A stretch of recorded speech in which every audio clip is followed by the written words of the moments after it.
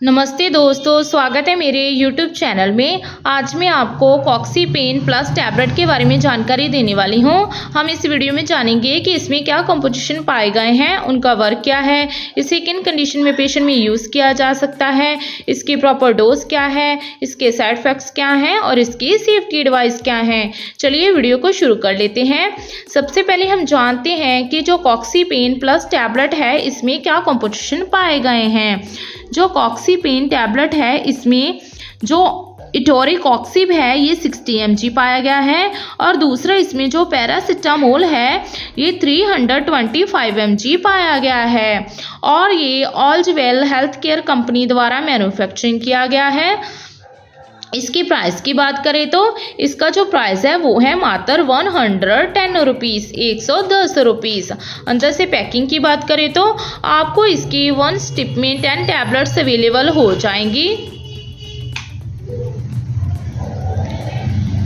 चलिए अब हम इसके वर्क के बारे में जानते हैं कि इसमें जो कंपोजिशन पाए गए हैं उनका वर्क क्या है। जो टोरिकॉक्सिब टैबलेट है ये 2 कंपोजिशन में मिलने वाली दवा है। इसमें जो टोरिकॉक्सिब है ये एक non steroid anti inflammatory drug है जिसे कि हम निसेड्स भी कहते हैं। इसे COX-2 इनहिबिटर के नाम से भी जाना जाता है। ये काम क्या करता है, ब्लॉकिंग करता है सर्टेन केमिकल मैसेंजर्स को, प्रोस्टाग्लैंडिन्स को, जो कि रिस्पॉन्सिबल होते हैं पेन और इन्फ्लामेशन के लिए, मीन्स रेडनेस और स्वेलिंग के लिए।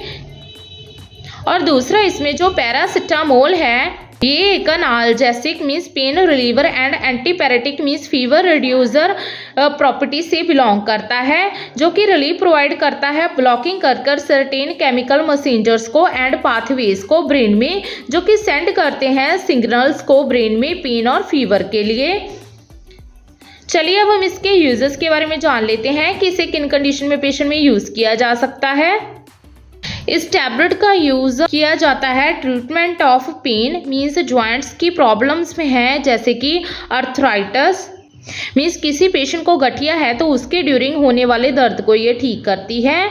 या फिर इसके बिना इसका यूज़ रहमोइड अर्थराइटिस, इसमें क्या होता है स्वेलिंग एंड पेन होने लगती है स्मॉल जॉइंट्स में, जो कि साइनोवियल फ्लूइड के कम होने की वजह से होता है, तो पेशेंट को फ्रिक्शन होने लगती है जिसकी वजह से पेशेंट को पेन भी होती है, तो उससे भी ये रिलीफ दिलाती है। या फिर इसके बिना इस टैबलेट का यूज़ प्रोस्टैटिक अर्थराइटिस में भी किया जा सकता है। या फिर इसके बिना इस टैबलेट का यूज़ ओस्टोआर्थराइटिस क्या होता है टेंडन्स एंड पेनफुल जॉइंट्स होने लगते हैं due to wear down of protective cartilage between the ends of the bone, तो इसमें भी पेशेंट को पेन होने लगती है, तो इसके भी इसका यूज़ किया जा सकता है। या फिर इसके बिना इस टैबलेट का यूज़ एंकलोजिंग स्पॉन्डिलाइसिस, इसमें क्या होता है पेन एंड स्टिफनेस हो जाती है पेशेंट को बोन्स में एंड स्पाइन में एंड इन्फ्लामेशन, ये एक इन्फ्लामेटरी डिसीज़ होती है, अफेक्टेड करती है स्पाइन को एंड अदर लार्ज जॉइंट्स को, तो इसमें भी इसका यूज़ किया जा सकता है। या फिर इसके बिना इस टैबलेट का यूज़ बैक पेन में मीन्स किसी पेशेंट को बैक में पेन है तो उसके ड्यूरिंग इसका यूज़ कर सकते हैं। या फिर किसी पेशेंट को शटिका का पेन है या फिर मसल पेन है या डिस्मेनोरिया हो रहा है, पीरियड्स के ड्यूरिंग पेन हो रही है, या फिर डेंटल पेन है, किसी दांत की सर्जरी हुई है या फिर दांत में दर्द है तो उसके ड्यूरिंग भी, या फिर relief inflammation and swelling in the joints means gout में भी इसका यूज़ किया जा सकता है। गाउट क्या होता है, इसमें पेशेंट को pain redness of the joints हो जाती है due to deposition of the mineral crystals की वजह से। ये टैबलेट आपको 60 mg, 90 mg, 120 mg डोज में अवेलेबल हो जाती है मार्केट में। चलिए अब हम इसके डोज के बारे में जान लेते हैं।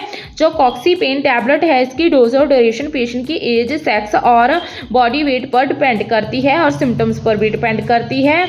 इस टैबलेट का अगर 22 आवर्ली ले रहे हैं तो ज़्यादातर डॉक्टर इसको दिन में एक बार या फिर सिविरिटी ऑफ कंडीशन के अकॉर्डिंग प्रिस्क्राइब कर सकते हैं। जी मार्केट में आपको 60 mg, 90 mg और 120 mg में अवेलेबल हो जाएगी। लॉन्ग टर्म इस टैबलेट का यूज़ ना करें, आपकी हेल्थ के लिए डेंजरस हो सकता है। स्टार्टिंग की टर्म के लिए लो डोज से स्टार्ट करें बेटर रिजल्ट के लिए। आप इसे खाना खाने के बाद या फिर खाना खाने से पहले भी ले सकते हैं। हमेशा इस टैबलेट को डेली फिक्स टाइम पर ही लेना है, कभी भी इस टैबलेट को तोड़कर चबाकर नहीं खाना है।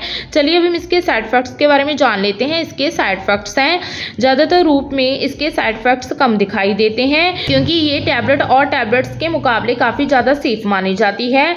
इस टैबलेट के लिए डॉक्टर इसे प्रिस्क्राइब करते हैं। समटाइम पेशेंट को कुछ कॉमन साइड इफेक्ट हो जाते हैं जैसे कि ऑरल अल्सर होना, ब्रोंकोस्पाज्म होना। इसमें क्या होता है, जो मसल की लाइन होती है जिससे कि ब्रोंकाई कहते हैं, जो कि एयरवे में होती है लंग्स में, वो टाइटन हो जाती है जिससे कि जो वीजिंग साउंड्स होते हैं, कफिंग और अस्थमा हो जाता है पेशेंट को। होने वाले साइड इफेक्ट जैसे कि इंक्रीज्ड लीवर एंजाइम हो जाना, या फिर इजोफेजाइटिस हो जाना, या फिर स्टमक में पेन होना, या फिर डायरिया होना। अगर आपको जो साइड इफेक्ट गंभीर रूप में नजर आए तो अपने नियरली डॉक्टर के साथ संपर्क जरूर करें।